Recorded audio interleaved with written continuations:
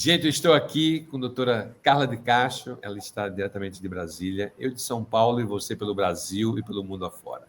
Doutora Carla de Castro, nutricionista clínica, com especialização em neurodesenvolvimento e neuropsiquiatria. Ela é autora de 2 livros, está com o 3º no forno aí, e nós vamos hoje trocar ideias sobre neuronutrição, neurodesenvolvimento e um monte de coisa relacionada à nutrição e ao seu sistema nervoso central e também sistema periférico. Doutora Carla, muito obrigado e mais uma vez, bem-vinda. Eu que agradeço, Sam. Obrigado pelo convite. Uma honra, um prazer estar com você de novo, né? Já uma caminhada longa de alguns anos, né? Perfeito. E eu fico muito feliz em ter espaço para poder falar sobre os transtornos do neurodesenvolvimento, sobre a nutrição, sobre a neuropsiquiatria e sobre como a nutrição, sobretudo, consegue melhorar a saúde e a qualidade de vida desses pacientes. Eu costumo dizer que não há como a gente pensar em melhorar a vida de um paciente com transtorno do neurodesenvolvimento ou com transtorno relacionado à saúde mental sem pensar em nutrição. A nutrição é para todo mundo, a nutrição modula o intestino, melhora processos metabólicos, corrige deficiências nutricionais, então ela é base para qualquer tratamento. Então, muito bom ter esse espaço aqui para poder falar sobre isso. Obrigada pelo convite. Ótimo, vamos debulhar um monte de coisa aqui e você, como eu, deve já sabe aqui as regras, você vai papel e lápis na mão e já vai se preparar para tomar nota e também fazer os 3 Cs. Você vai comentar, compartilhar e vai também contribuir com esse podcast, deixando a sua pergunta. Vamos lá. Doutora Carla, me diz uma coisa. Eu quero entrar direto já nessa parte da neuropsiquiatria, tá? E eu, como farmacêutico, eu me preocupo muito em ver que muitas vezes tem sido, aparentemente, a primeira opção do uso medicamentoso para, muitas vezes, algum trauma, algum transtorno, e muitas vezes isso tem acontecido, eu tenho visto a porta de entrada, né? Então, a pessoa tem um trauma, né? Infelizmente, e vai fazer uso de psicotrópicos, né? Dos tarja pretas. E aí tem a porta de entrada, ou seja, teve um trauma. Mas eu tenho visto muitas vezes uma ausência de uma porta de saída, uma estratégia de saída. E, na realidade, eu confesso para ti que durante meus anos de estudos na faculdade, hoje leciono na Universidade da Georgia Atlanta, os nossos compêndios falam muito bem sobre dose resposta, curva concentração, meia-vida do fármaco, mas não tem, olha que interessante, não há um tratado, um compêndio popular, ou que é, no mínimo, ensinado nas escolas, de como uma estratégia de titular paramentos, ou seja, desmamar, redução dessas drogas. Assim, tu estás do outro lado do espectro, né? Tu estás, assim, não muito relacionado à questão terapêutica, mas na questão aí da nutrição que acompanha esses traumas. E como é que você tem visto isso? Você tem visto na prática clínica das pessoas que têm chegado a ti com uma porta de saída, uma estratégia de saída, ou tem acontecido contigo como eu tenho visto aqui na minha prática? Então, Sam, eu recebo muitos pacientes aqui já com essa questão o tratamento medicamentoso desenhado.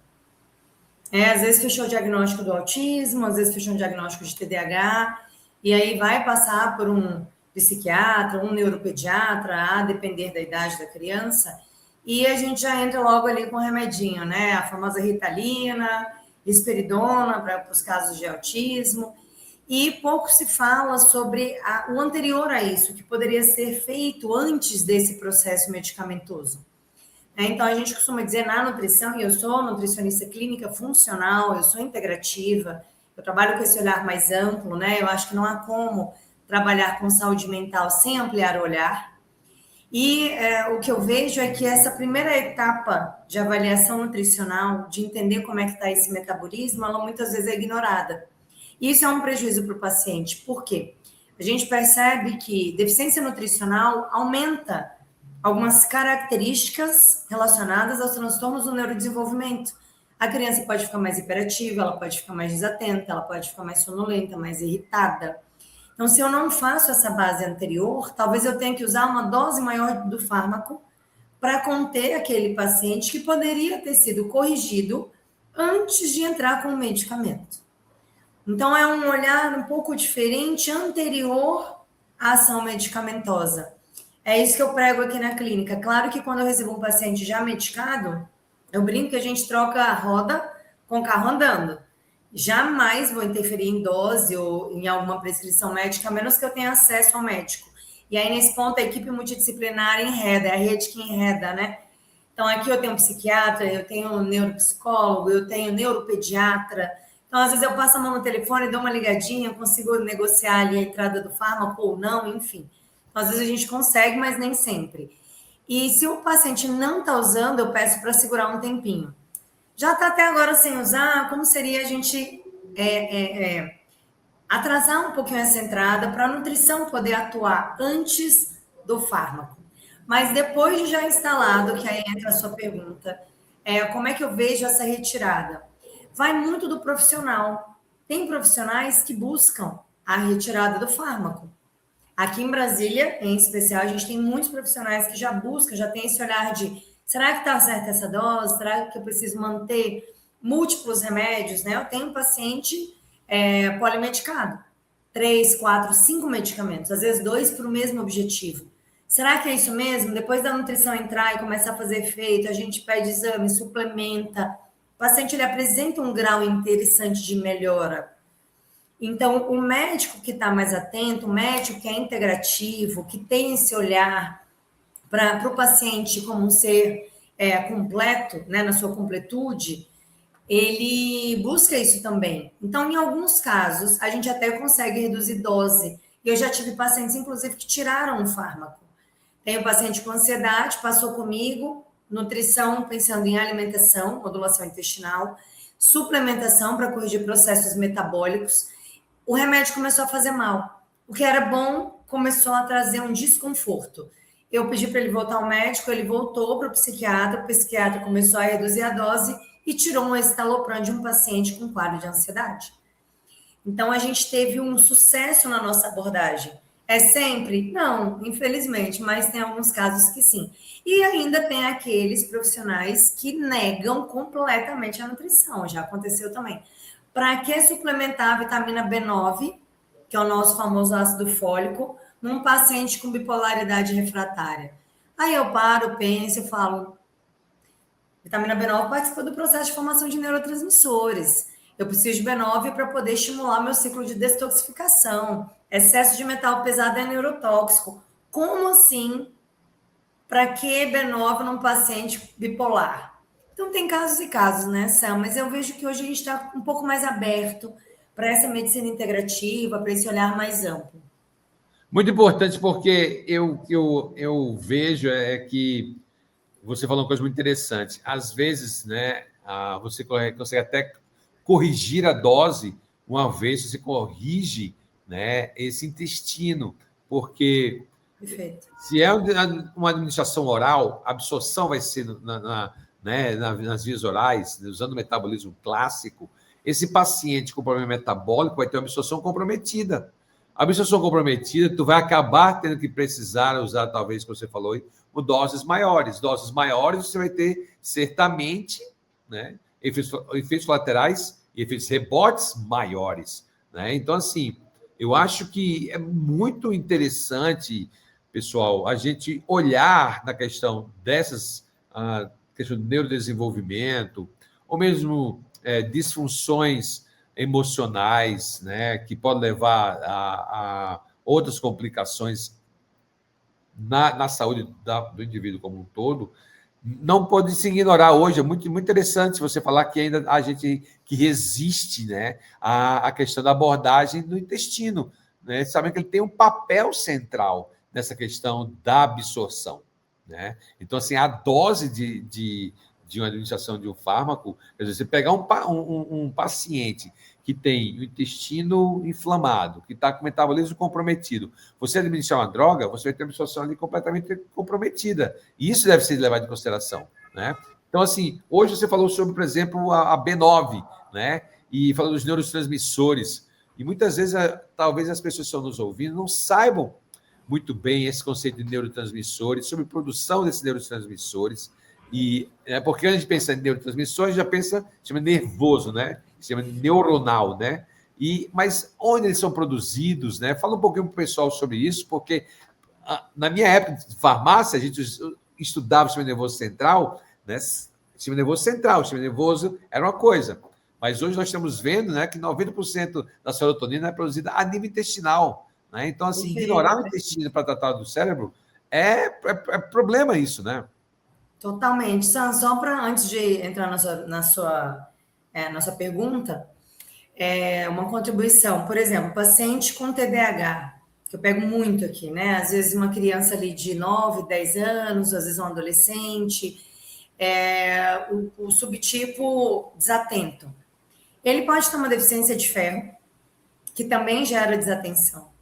E se eu não corrijo essa deficiência de ferro antes de entrar, ou com a Ritalina, ou com o Venvance, ou com o Concerta, a gente tem uma Atenta agora, né, que é um remédio, um fármaco mais recente. Enfim, tem uma infinidade de fármacos usados para esse objetivo do TDAH. Se eu não corrigir essa deficiência de ferro, a dose do remédio tem que ser maior. Porque para eu segurar aquela desatenção, que muitas vezes não é do TDAH, mas é da deficiência de ferro associada ao TDAH, eu tenho que aumentar a dose do fármaco. Então, não é muito mais inteligente, já não é muito mais estratégico eu fazer essa correção da deficiência de ferro, que é simples. A gente tem diversos vitaminas e minerais, tipos, né? Formas farmacêuticas, tipos de ativo que a gente pode utilizar para fazer essa correção de uma maneira muito tranquila. E depois pensa no fármaco numa dose mínima. O remédio é a cerejinha do bolo. Quando precisa, porque às vezes a gente faz uma correção de modulação intestinal e de deficiência nutricional e o paciente estabiliza. Sim. Aí eu consigo ver ele no seu estado mais completo possível, né, mais funcional, vamos colocar assim, e aí eu vou entender, não, ainda assim ele está apresentando um quadro de desatenção e eu vou precisar entrar com fármaco. Mas é muito menor a dose, é muito mais fácil manejar, é muito mais fácil avaliar depois que eu fizer a correção anterior. Agora, entrar com uma dose cavalar de medicamento para desatenção num paciente com deficiência de ferro e intestino alterado é acreditar todas as fichas do medicamento e ignorar o que é funcional no humano. Sim, e você vai ter uma coisa que é da farmacologia, né? Um dos princípios da farmacologia que a gente diz nós não sabemos, muitas vezes a gente não consegue quantificar os benefícios de um fármaco, mas uma coisa eu sei, ele vai ter efeito colateral. Né? Então, você já pega um paciente, uma pessoa que está com deficiência de ferro, né? Quer dizer, ferro, já chegou gente aqui para mim, a médicos, inúteis ligando para mim e falei, Sam, eu estou dando ferro intravenoso e não está aumentando, meu paciente continua, porque na realidade o problema não está nem no ferro mais agora, o problema é hepático agora, né, com falta também de vitamina C, porque você tem que ter níveis de vitamina C suficientes, né, absorvido, né, você tem que estar com nível, com as funções hepáticas razoavelmente saudáveis, ou seja, tem que passar por processo de detoxificação, né, toda a questão de inflamatória a nível hepática compromete a absorção de ferro. Então, você tem todo um arsenal, toda uma estratégia que você pode usar para, então, você, né, como você falou aí, tomar essa decisão medicamentosa. Então, o problema emocional ou o problema comportamental, ele, às vezes, é a manifestação de um problema metabólico e um problema intestinal, não é isso? Perfeito. Perfeito. E aí, se o profissional não tem essa clareza, essa percepção, essa curiosidade, que eu acho que para mim é muito mais uma curiosidade, né? Deixa eu ampliar aqui o meu estudo, deixa eu aprofundar o estudo, a gente fica no raso, querendo acreditar todas as nossas fichas no medicamento. E não é só ferro, a gente precisa da vitamina C, eu vou precisar da B6, B9, B12. Eu tenho que observar se esse paciente, como é que está a testosterona desse paciente, se for um adulto, porque a testosterona baixa também vai trazer alguns sintomas que podem interferir na desatenção. na falta de foco, falta de memória. Então, é um conjunto, né? Eu falo que as vitaminas e minerais trabalham como uma orquestra dentro do nosso corpo. Então, uma é cofator da outra, uma vai atuar na absorção da outra, são coenzimas. Então, se eu começo a fazer a suplementação separada, eu vou dar só ferro injetável, por exemplo. Sim. E aí, será que é ferro mesmo? Inclusive, eu posso aumentar o processo inflamatório desse paciente se ele não tiver deficiência de ferro, se eu colocar uma dose muito alta. Aí eu não tenho vitamina C, porque a maioria da nossa população tem deficiência de vitamina C. Aí eu não tenho B9 para formação de hemácia, para formação de hemoglobina, eu não tenho como fazer absorção. Lisina trabalha muito bem ali no aumento da ferritina, quando a gente tem uma ferritina baixa. Perfeito. Também atua no sistema nervoso central, com desatenção, cansaço, memória, foco. Isso tudo é característica do TDAH. Sim. Só que se eu não vier com essa bioquímica de compreender a importância dos nutrientes, eu não consigo atuar. E aí vem um indivíduo com ferro altíssimo, uma dose de ferro alta, porque o exame não melhora nunca, e os cofatores não existem. Aí você pede o exame, B12 no pé, 150, 200, ok, porque o laboratório disse que esse valor tá bom, enquanto a gente trabalha com 800, 900 para pacientes atípicos. Eu tenho uma B9 de 5, quando ela deveria ser 16, 17. E aí o paciente não evolui. Mas o medicamento entra. Aí a gente aumenta a dose do medicamento. Bota outro medicamento. E aí a gente tem uma abordagem que fica assim... Aí eu olho e falo, como é que eu trabalho com isso aqui, né? Como é que a gente resolve essa abordagem aqui? Agora, tu imagina isso, e o ambiente, a família dessa pessoa, dessa criança, desse adolescente, dessa pessoa, desse paciente, tem os hábitos alimentares desregrados, né? Estão comendo açúcar refinado, industrializados, né? Óleos de óleo vegetal, né? Com alta carga de ômega 6, isso inflama. E assim, o interessante de ômega 6 é que isso passa na membrana celular assim, ó, parece que, sabe, sem barreira nenhuma, né? É como se porta aberta, exatamente. Vai entrando e vai comprometendo a membrana celular e vai comprometendo a função celular, e isso vai a nível celular. Você imagina você interromper o uso de óleos vegetais e ter isso chegando você tem que passar aí cerca de mais de 10 meses para você.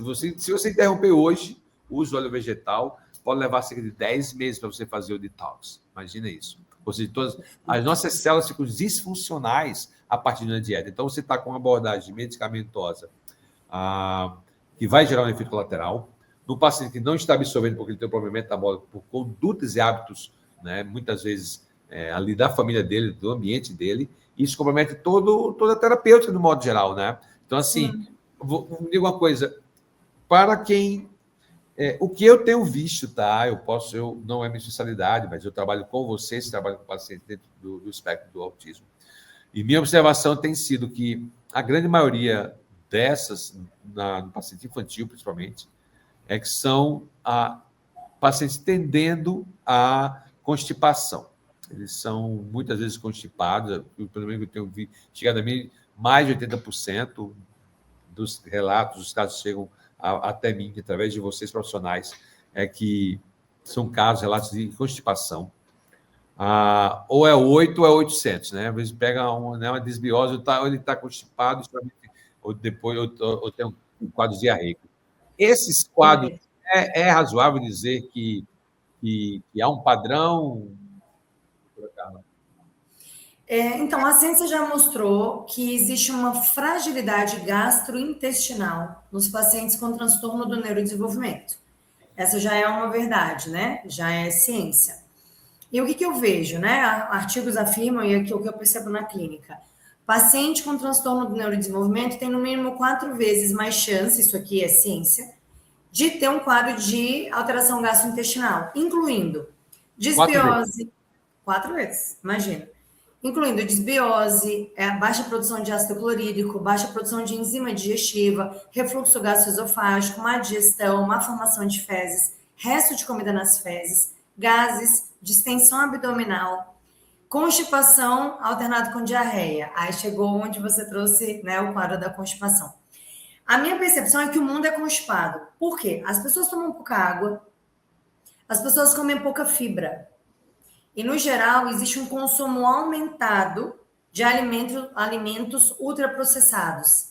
Então, essas fezes, elas vão se concretando dentro do indivíduo. A mastigação, às vezes, ela é prejudicada. Deficiência nutricional, que é muito comum pegar nos pacientes. 90% dos pacientes que eu recebo na clínica têm algum tipo de deficiência nutricional. Inclusive obesos, desnutridos, porque não é proteico-calórico. Já pensou? É metabólico. Deficiência de vitamina A, deficiência de B12, de B9, de B6, que a gente já falou. Deficiência de ferro, deficiência de zinco, deficiência de magnésio. Então, tudo isso traz problemas metabólicos para aquele indivíduo. E eu preciso dessa máquina toda funcionando em sinergia para que a gente tenha um corpo funcional. Qual é o órgão mais agredido pela alimentação? Estômago e intestino. Então, quando eu vejo um paciente neurodivergente, a primeira luz que me acende, intestino. Estômago e intestino. Então, é muito comum eu receber aqui pacientes autistas, TDAH, altas habilidades, eu trabalho muito, altas habilidades não é um CID, é uma condição, muitas vezes atrelado tanto ao autismo quanto ao TDAH, mas às vezes isolado também. Eu tenho pacientes que só têm não é diagnóstico, mas ele tem a condição de altas habilidades com superdotação, e aí também traz uma série de prejuízos. E o intestino muito alterado. Paciente ansioso, depressivo, primeira coisa que eu faço, intestino. Aí a gente entra nos neurotransmissores. Por que é que a gente fala de neurotransmissores? O que são neurotransmissores? São substâncias sinalizadoras do nosso sistema nervoso central. Mas, na sua maioria, são produzidos no sistema nervoso entérico. Sistema nervoso central, sistema nervoso entérico e intestino. A gente tem um sistema nervoso exclusivo do trato gastrointestinal. Da boca ao ânus, nós somos cobertos por neurônios. Então, nós temos um sistema autônomo. A deglutição, o engolir é uma ação voluntária. Eu escolho engolir ou não. Perfeito. Mas a deglutição, a digestão e a absorção é totalmente autônoma. Então, eu preciso ter um sistema que controle esse processo. Como é que o sistema vai trabalhar se ele não tem uma manutenção? Como que ele vai trabalhar se ele não tem um combustível adequado? Como é que o intestino absorve nutrientes, forma fezes e nos protege, porque a nossa maior barreira imunológica é o intestino? Se eu tenho um intestino disfuncional, onde só chega açúcar, lácteos, glúten, já entrando na abordagem nutricional, gorduras, óleos vegetais, como você bem trouxe, e tantos aditivos químicos, por exemplo, criados pela indústria, não tem intestino que resista. E aí a produção desses neurotransmissores, como por exemplo a serotonina, como você trouxe, fica prejudicada. Então a sinalização intestino-cérebro não acontece da forma certa. Aí o paciente está ansioso, tem insônia, está irritado, está agressivo, nem gosto de falar agressivo, comportamento agressivo, né? Sim. E a gente tem um quadro generalizado de uma disfunção completa, que vai do cognitivo ao comportamental. A criança espero que vocês estejam ouvindo isso, gente. Presta atenção. A doutora Carla falou uma coisa muito interessante, que o cérebro, a cabeça, o sistema nervoso é o palco. Mas os atores estão sendo produzidos a nível intestinal, a nível do sistema digestivo. Então, eu olhar só o palco, ver o que está acontecendo no palco, é muito importante. Mas ignorar de onde vieram os atores, onde eles estão vindo para assumir no palco, para entrar em cena, é uma lacuna gigantesca na tua abordagem. Atenção, você que tem uma prática clínica, preste bem atenção, você que é pai, mãe, acompanhante, neurodivergente, ou pessoas com problemas ou desafios de ordem emocional. Como está o sistema digestivo? Como está? Veja que ela falou aqui, nós falamos aqui sobre questão de dieta, hábitos, condutas alimentares, que vai, gente, isso é no dia a dia.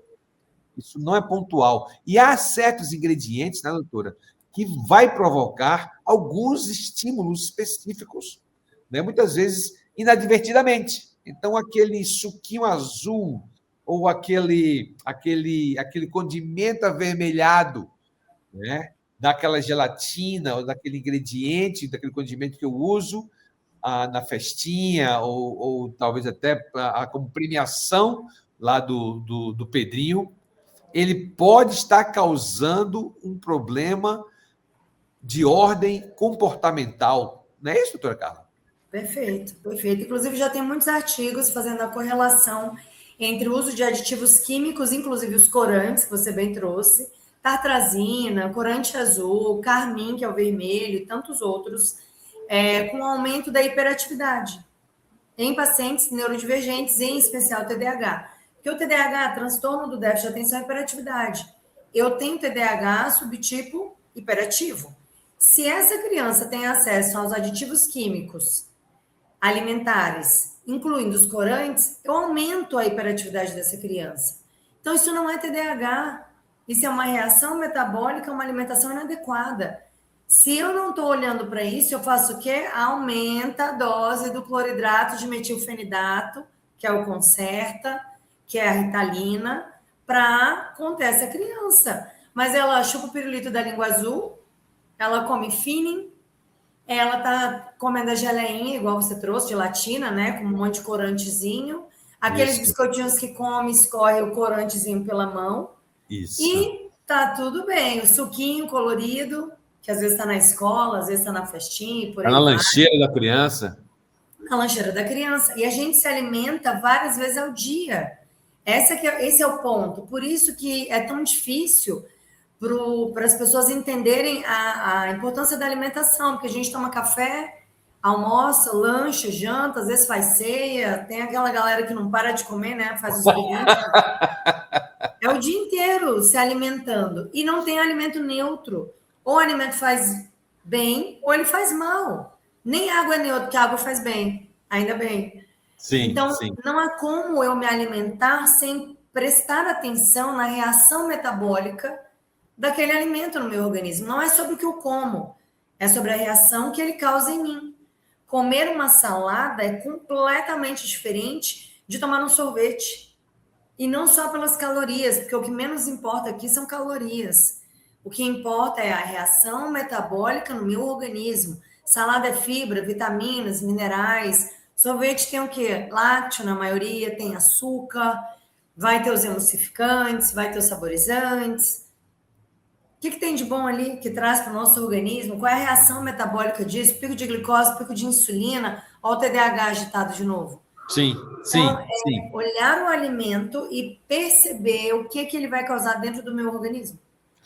Uma coisa que eu quero lembrar a todos que estão nos ouvindo, ou trazer atenção, é que a grande maioria desses corantes que a doutora Carla falou, a tartrazina azul, vermelho e outros corantes, eles são derivados do petróleo. Olha que interessante. Alguns desses são derivados do petróleo. Então, o teu corpo, a doutora Carla falou o seguinte, não há alimento, ou não há ingestão, que o teu corpo não toma uma decisão do que fazer. Ele vai olhar para o alimento que desceu e vai decifrar. E quem decifra a nível intestinal vai ser o teu sistema imune. Né? É amigo, é friendly, bem-vindo, vamos lá. Mas isso aqui eu não sei o que vai fazer, eu não sei o que faço com isso aqui. Entrou no teu corpo. E agora tem que fazer alguma coisa, porque está lá. Entrou no teu corpo, então o que eu vou fazer? Eu acho que é estranho, eu vou atacar. Aí libera sinais inflamatórios no nível intestinal, aí já começa a ter uma descoordenação da digestão. Isso já atrapalha a produção dos neurotransmissores que a doutora falou aqui. Então, só lembrando, é uma prerrogativa do teu sistema imune dar uma resposta àquilo que é apresentado a ele. E ela falou lá anteriormente no nosso vídeo que grande parte, ou seja, quase que 90% do teu sistema imune reside ali perto do teu intestino. Nas imediações intestinais. Por quê? Porque, lógico, é a porta de entrada do teu mundo lá fora. Então, Deus já fez uma coisa muito bem feita. Então, logo abaixo ali das microvelocidades, tem um monte de soldados do sistema imune pronto para tomar uma decisão do que fazer. É amigo ou não, é inimigo, vamos fazer. E aí, quando você toma esses alimentos aí, você começa, então, que se for estranho ou se for algo que causa processo inflamatório, porque ele não reconhece, vai causar uma modificação metabólica. E ela falou aqui muitas vezes problema de acidez estomacal. Olha que interessante, não? O ácido clorídrico que é produzido no seu estômago é muito importante para que você possa ter uma boa absorção de ferro. Então, muitas vezes não é problema de você ter problema de falta de ferro na sua alimentação, é que você está com baixa acidez no teu estômago. Né? Então, olhar para isso faz muito sentido. E aí, doutora, os pais precisam estar cientes disso, porque ele gosta tanto da balinha fina no supermercado, como é que eu vou fazer agora? Né? Dá uma luz agora, então como eu vou fazer? Né? Uma vez que a Pedrinho ama tanto aquilo, aquela gelatina lá. Então, só contribuindo em relação aos corantes, a gente tem um corante vermelho chamado carmim. Ele é feito de inseto. Inseto. É um corante alimentar feito através de inseto. Pode pesquisar o Google aí, quem estiver nos assistindo, depois tirar a prova. E aí, uma pessoa que tem um perfil alérgico, imagina como é que ela vai reagir. Aqui na clínica, eu peço como protocolo uma investigação de alergias alimentares. As alergias alimentares, elas começam no intestino, assim como as doenças autoimunes. Por isso o intestino é tão importante, né? Cuidar do intestino é base para uma vida saudável. E aí, muitas vezes, eu tenho um paciente que tem alergias múltiplas. É muito comum nos transtornos do neurodesenvolvimento a associação com alergias múltiplas.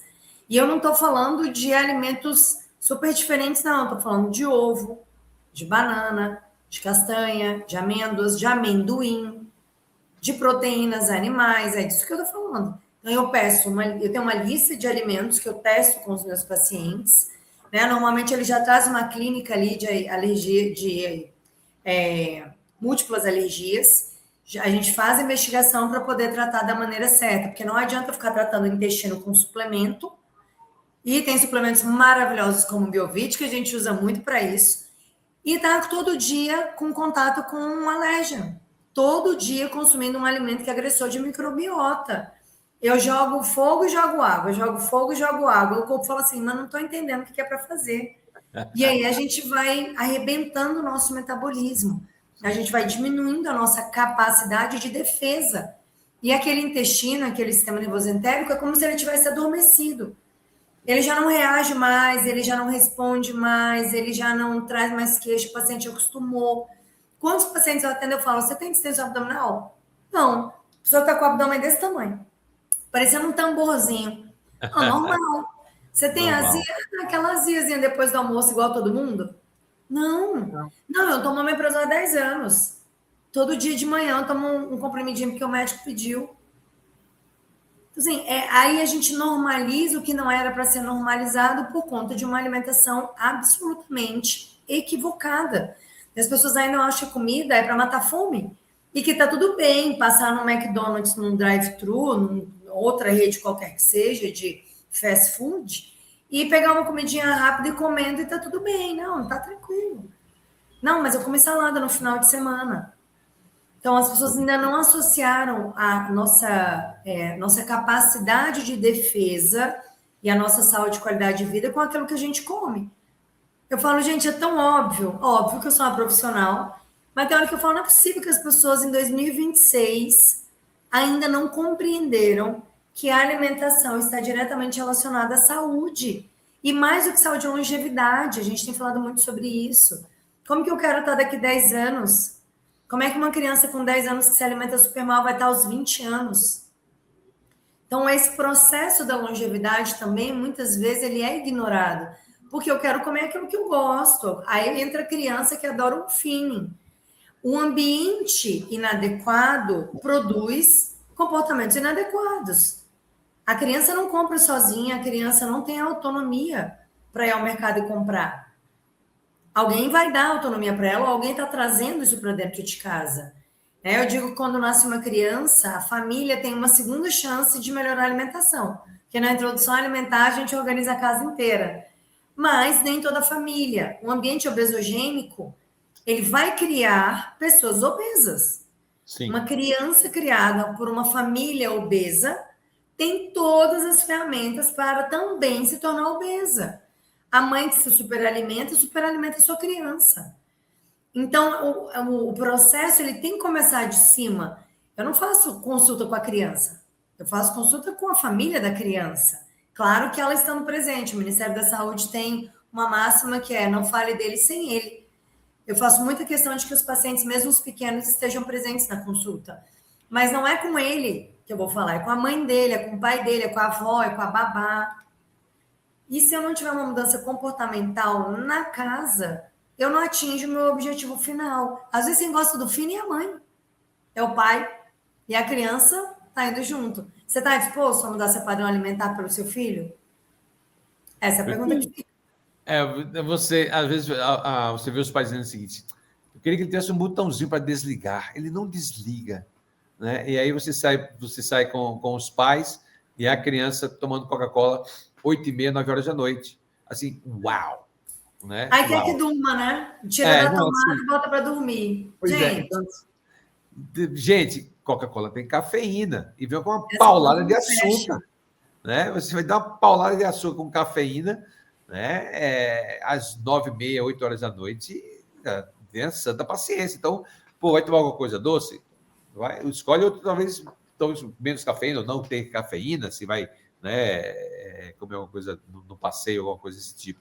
Mas há essa falta realmente de sensibilidade dos pais, né, principalmente dos responsáveis, entender isso. E você falou de gorduras. Eu não sei se a gente vai agora divergir, mas qual o teu conceito de gordura? Onde é que você se encontra, né, nessa questão de gordura? Eu sou muito favorável ao consumo das gorduras boas. O que é a gordura boa? Que vem do alimento. Então, por exemplo, gordura do abacate, a gordura do coco, a gordura das castanhas. A gente não precisa ter excesso de gordura, mas a gordura é um macronutriente, são os lipídios, são fundamentais para o nosso processo de saúde. Eles fazem parte dos nossos ciclos metabólicos. Né? Aí vem o azeite, a gente também mantém dentro da gordura vegetal. Sou absolutamente contra os óleos vegetais, como você trouxe, né? Então, completamente contra. Gente, soja, girassol, algodão, canola, nada disso deveria fazer parte da nossa alimentação de base. E sou muito favorável à banha de porco, por exemplo, que é uma fonte de gordura saturada, mas uma pessoa que não tem uma genética voltada para o aumento do colesterol pode fazer o consumo moderado? Sim.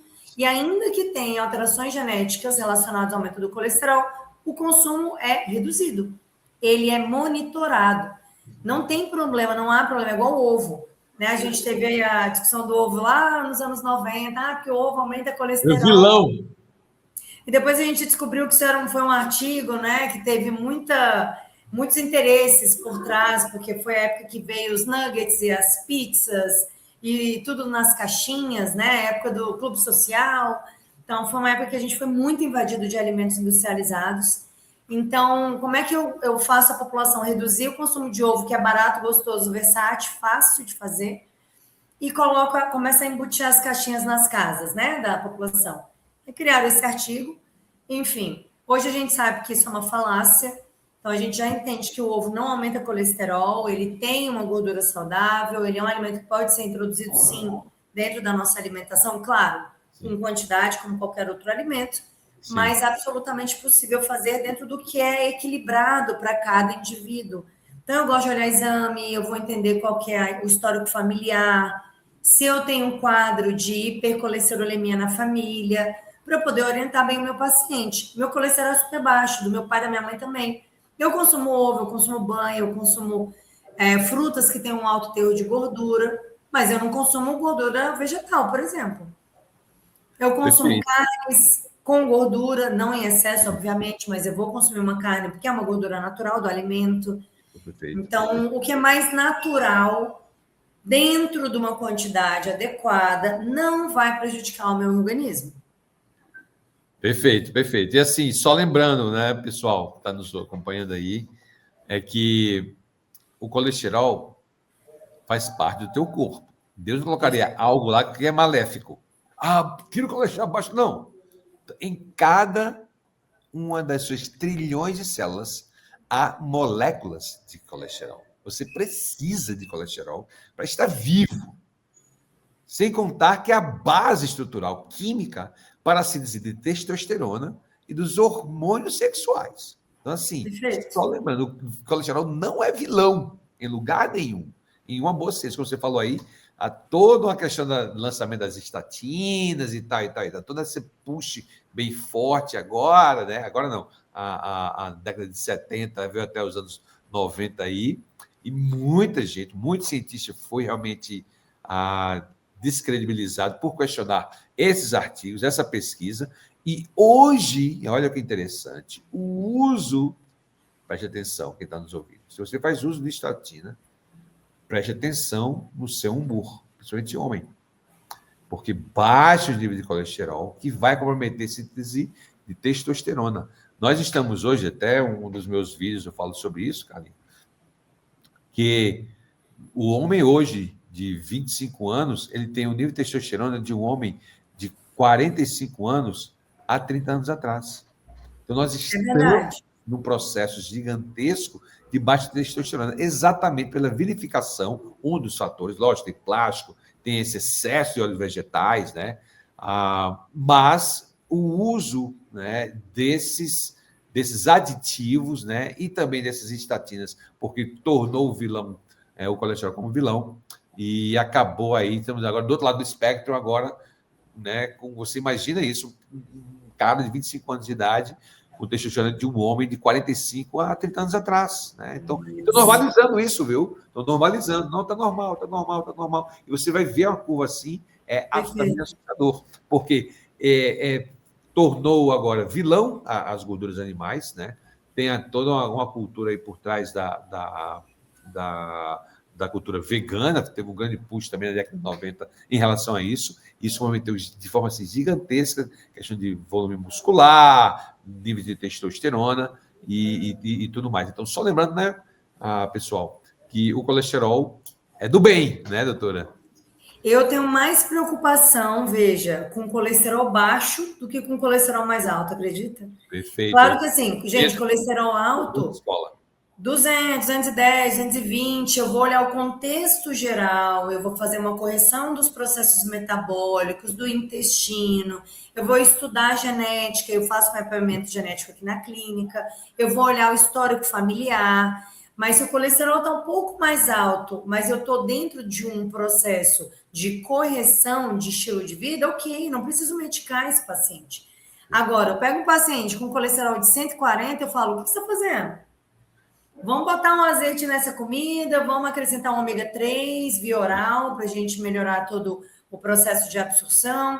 Vamos entrar com gorduras saudáveis. Animal, isso. Vamos entrar com mais gordura animal, vamos melhorar isso aqui. Por quê? Faltou colesterol, testosterona não igual exatamente o que você falou. E para as mulheres também. Logo nós, né, que temos um nível de testosterona infinitamente menor que o de vocês, homem com 250 de testosterona está morrendo. A mulher com 50, ela está soltando fogos. Então, nós temos uma discrepância gigantesca em relação à testosterona. E isso nos faz diferentes, ainda bem. Sim. Só que se eu tenho um colesterol muito baixo, eu vou ter um prejuízo na produção dos meus hormônios sexuais.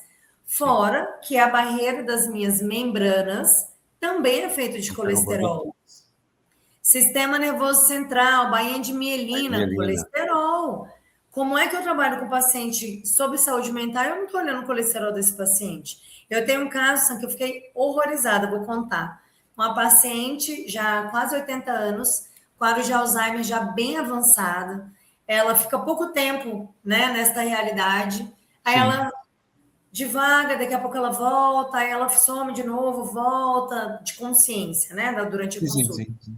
Pediu os exames, o colesterol dela estava quanto? 99. 99. Tomando estatina, ó. A filha dela, psiquiatra. Bingo! Falei, me explica aqui, quadro de Alzheimer. Falei, me explica esse colesterol de 99, o que ela tá tomando? Aí tinha 2 remédios para colesterol, dosezinha alta. E aí eu falei, pelo amor de Deus, você vai voltar no médico dela, no geriatra, você vai conversar com ele e eu preciso retirar esse medicamento. Não há possibilidade de uma senhora com Alzheimer e um colesterol de 99. Tem quanto tempo que ela está tomando? 10 anos. E aí me gerou uma reflexão do tipo, será que esse colesterol tão baixo, essa estatina há tanto tempo, não contribuiu para esse quadro de Alzheimer? Opa, bingo! Com certeza! Com certeza, já artigos confirmando isso já. Com E certeza. a filha médica, que é quem traz ela para cá para Brasília, psiquiatra, e ela assim me olhando, é uma médica não integrativa, né, de uma abordagem mais tradicionalista, e jovem, tá? Jovem. Ela me Sim. olhando assim, cara, mas assim, como assim? Eu falei, Uau! é isso. Me explica, eu falei, explico quantas vezes você quiser, eu te explico quantas vezes você quiser. Aí ela passou no médico, isso sem tomar coenzima Q10, tá? Porque a estatina, então, diminui Q10, atrapalha a mitocôndria, atrapalha a formação de energia, dores articulares, dores musculares, cansaço, fadiga, irritabilidade, tudo vindo da estatina, mas a estatina é ótimo. Para quem, né? E colocar na água, na água pública, na caixa d'água da cidade, alguns dizem. Exatamente. Cada vez mais eles diminuem o nível de colesterol, já viu, né? Então, O último que teve não faz tanto tempo não assim faz que tempo, baixou não. para 199.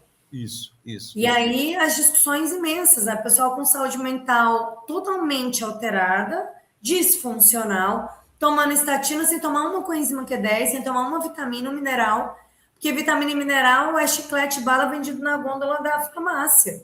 Por que eu vou dar atenção para isso? Eu vou Sim. lá e compro sozinho, que é uma crítica que eu faço à nutrição. Né? O medicamento você precisa lá da dose e tal. E a vitamina? Você vai lá e compra 50 mil de vitamina D. Só que o nutricionista só pode passar até 4 mil IS.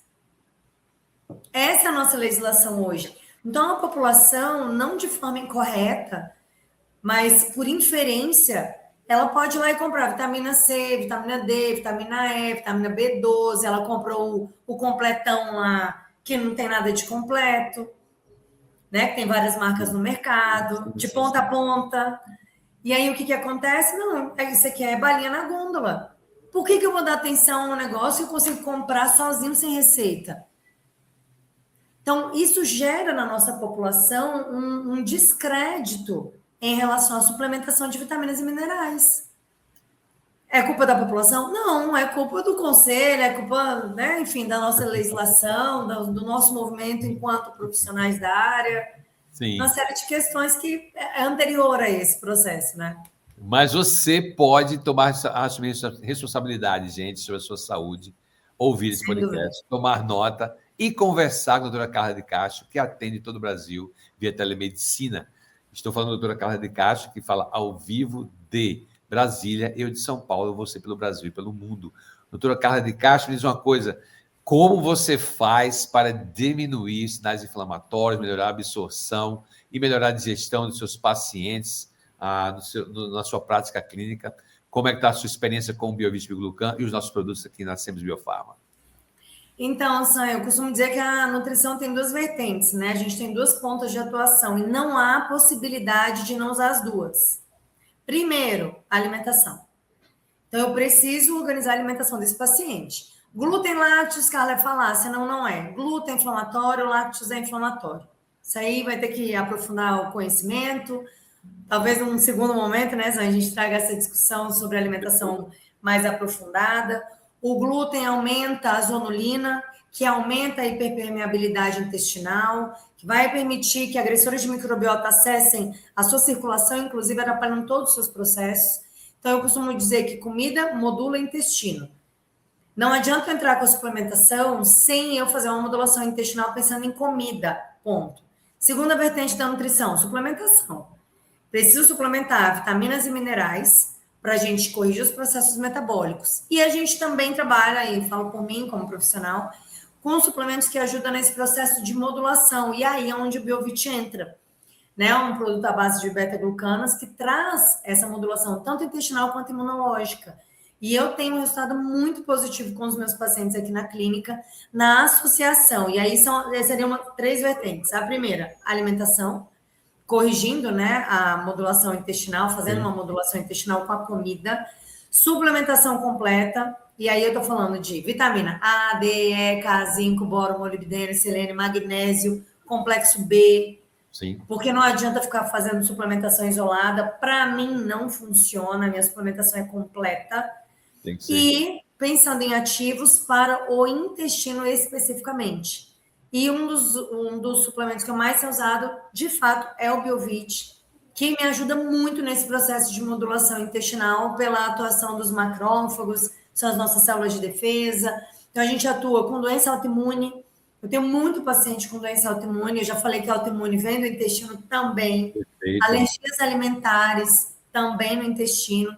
Então, a gente blinda esse intestino para que ele volte ao seu estado original, daquele bebezinho que teve a microbiota intestinal colonizada pela mãe, ali no processo da amamentação, nos primeiros dias, primeiras horas, inclusive, de vida. É um processo incrível que os probióticos do intestino da mãe vão para a mama. Maravilhoso, maravilhoso. Então, vai amamentar, os probióticos sobem para a mama, a gente tem a microbiota da mama, a microbiota mamária, e o bebê tem o intestino dele colonizado através do leite materno. É algo incrível. Você falou, Deus é perfeito, é perfeito. Então, o bebê ele tem uma microbiota muito bem organizada, claro, dentro de condições funcionais, né? Ele num parto, num processo gestacional e por aí vai. E a gente tenta retornar para esse estágio inicial do intestino ali colonizado, responsivo, né? Que consegue absorver nutrientes, que consegue formar fezes, que consegue fermentar sem gerar desconforto, porque gases não é normal e as pessoas normalizam. Ah, não, gases, normal. Não, gente, a fermentação, ela é imperceptível quando o seu intestino está adequado. Se for um intestino desregulado, essa fermentação, ela acontece na forma de distensão abdominal e gases. Então, uma coisa, outra coisa, outra coisa. A gente tem que ficar muito atento aos sinais e sintomas. Mas eu tenho tido um excelente resultado, tanto em autoimunes quanto em alergias alimentares em crianças também, porque eu também uso Biovit em criança. Perfeito, excelente. Gente, estou falando aqui com a doutora Carla de Castro. Doutora Carla, se eu quiser conversar contigo, marcar uma consulta, trocar ideias com você, com a sua equipe, qual a melhor forma de lhe encontrar, lhe seguir e acompanhar o seu conteúdo? Olha, Sam, eu tenho a minha rede social no Instagram, que atualmente é o que eu mais coloco conteúdo, @nutri.carla. Bem simplesinho, gente, nutri.carla. Com C-A-R-L-A, basiquinha.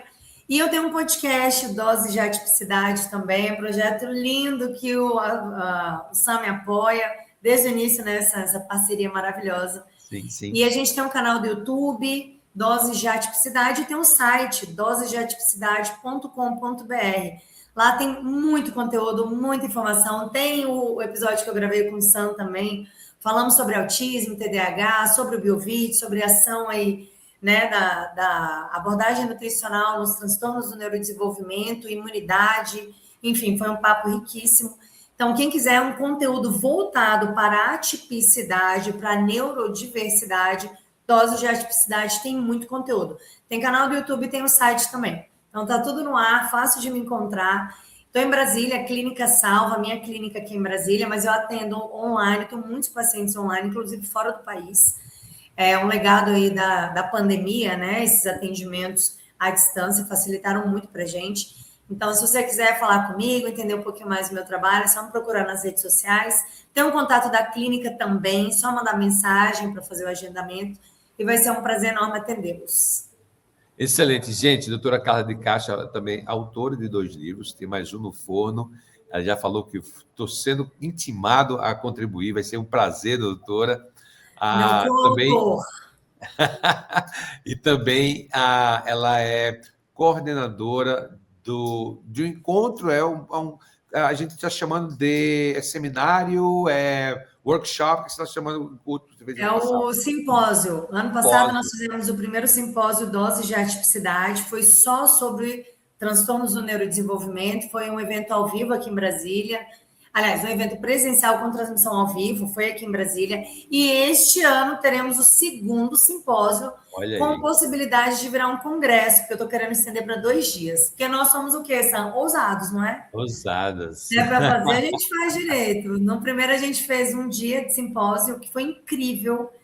Agora eu já quero pular para 2 dias, porque é muito conteúdo. E eu não quero perder a oportunidade de entregar para a sociedade um conteúdo de qualidade. É essa a ideia do Dose de Atipicidade. Eu criei o podcast com esse objetivo.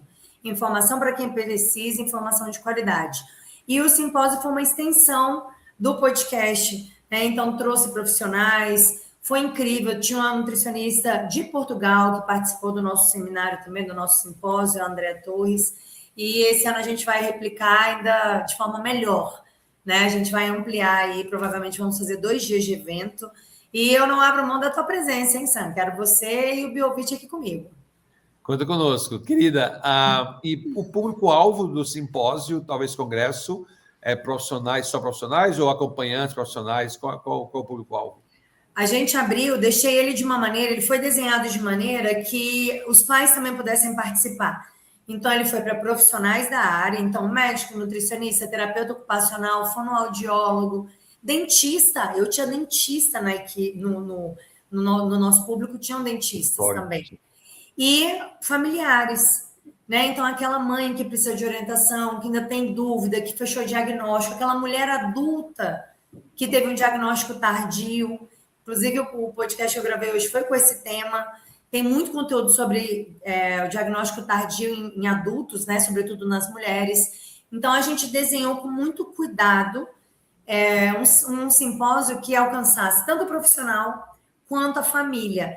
E para o congresso, né? A gente vai estar transformando, também vai ter a mesma ideia. Vai ser presencial em Brasília, com transmissão ao vivo também, e com esse olhar mais amplo para a sociedade de forma geral. O objetivo, Sam, sabe o que é? É diminuir o capacitismo, promover a inclusão, diminuir o preconceito, fazer com que as pessoas entendam que o autismo, ele está aqui, ele está entre nós. 2,4 milhões de pessoas no Brasil declaradas autistas, dados de 2025. Esse número hoje é muito maior, né? Estados Unidos, prevalência de 1 para 31. Então, não há como mais a gente fechar os olhos para isso. Um dos papéis do dose de atipicidade é isso, essa conscientização. E a gente tem feito um trabalho aí árduo, né, contínuo, com muita responsabilidade para poder entregar para a população um conteúdo de qualidade. Pessoal, doutora Carla de Castro, todas as informações vão estar aqui na descrição desse vídeo, embaixo, e-mail, contato, telefone da clínica, doses de atipicidades do canal dela do YouTube, você segue ela lá, conteúdo maravilhoso, se você trabalha com esse público, ou tem alguém na sua família, ou você é acompanhante, profissional que toda vez que eu me encontro com ela, eu sou acrescentado, e para mim, doutora, é uma honra para nós do Laboratório SEMES poder servir na prática clínica com o que nós temos. Tem um monte de novidade, vou estar te mandando aí, se prepara, estou com magnésio aí, maravilhoso, 4 tipos de magnésio, vou estar te mandando isso para você conhecer de primeira mão, e também lançamos nosso Ômega 20, que é o ômega 3 do Laboratório SEMES Biofarma, e nossa parceria está cada vez mais forte. Sensacional, Sam. Obrigada mais uma vez. Uma honra estar com vocês. Maravilha. Obrigado, doutora. Tenha um bom dia. Obrigado a você. Eu peço a você que está nos acompanhando, fazer os 3 Cs: curtir, comentar e compartilhar esse vídeo, esse conteúdo, se lhe acrescentou. Muito obrigado, gente. Até a próxima.